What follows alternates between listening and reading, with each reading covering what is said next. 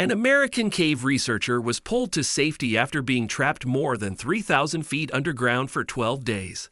Before we continue, please take some time to subscribe to Dailydose, like and share this video with your friends.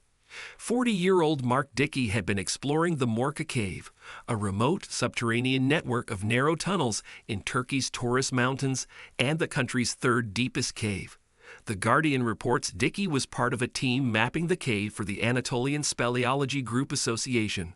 On August 31, Dickey descended between 3,400 and 3,700 feet deep into the cave. Within just a couple of days, ABC News reports he became severely ill, vomiting large quantities of blood, and no one knew the cause. According to a statement from the New Jersey Initial Response Team, a group Dickey leads, Dickey was suffering from intestinal problems, which rapidly progressed into life-threatening bleeding and vomiting. My consciousness started to get harder to hold on to, and I reached the point where I thought, I'm not going to live, Dickey told reporters. Dickey's fiancée, Jessica Van Ord, is a fellow caver and was with Dickey in the Morka Cave when he became sick. She told ABC News that she didn't know whether to stay by his side or go get help, but she recognized the telltale signs of internal bleeding, and her paramedic instincts kicked in. She knew she needed to get her fiancé out of there safely. I knew we had to get the ball rolling if there was going to be a rescue and to have treatment started, Van Ord said.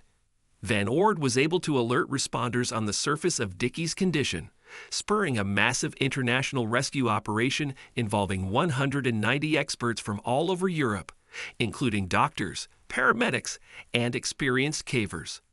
But because of the deep, narrow, and muddy nature of the cave systems, rescuers were unable to get Dickey to safety for 12 days. Dickey was treated by teams of doctors, paramedics, and cavers deep in the cave until he was well enough to make the ascent. One of the first doctors on the scene to treat Dickey was Dr. Sofia Zador, a Hungarian doctor and caving enthusiast who is good friends with Dickey, according to PBS. Zador said Dickey was hypovolemic, suffering from the loss of fluid and blood, but relieved to see her and in fairly stable condition due to good care from the paramedics.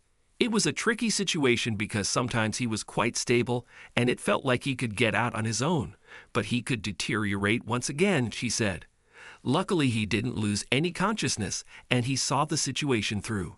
After giving Dickey IV fluids and blood, on September 9, doctors decided he was well enough to attempt to ascend out of the cave.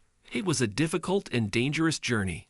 Not only did the team have to carry Dickey on a gurney through dark, narrow passages, but they also had to install ropes to pull Dickey, gurney and all, up vertical shafts, navigate through mud and freezing water, and widen some of the cave's narrowest sections so they could fit the stretcher through them. They also set up camps along the way, making frequent stops so they could give Dickey medical treatment. Dickey had to be hoisted up on a stretcher by a rope system through the vertical sections of the cave. Dickey was finally pulled out of the cave on September 12. He had been underground a total of 12 harrowing days. According to a statement from the Italian National Alpine and Speleological Corps, it had taken a team of more than 100 rescuers from about 10 different countries 60 hours to pull him out. It is amazing to be above ground again, he told reporters and friends who greeted him outside the cave. I was underground for far longer than ever expected. Dickey was taken to the hospital in the nearby city of Mersin, Turkey, shortly after his rescue. He remains hospitalized there for observation and examination to determine the cause of his illness, though he said he feels fantastic now. Once we started moving, it happened a lot faster than I expected. He told ABC News about his rescue. Man, I was happy to get to the surface and see those stars and smell the fresh air. Dickey thanked the rescuers for saving his life, calling them heroes, but he credited his fiancée Van Ord for being his true hero. She saved my life, period, he added. She is one hell of a woman, one hell of a caver, one hell of a rescuer, one hell of a paramedic.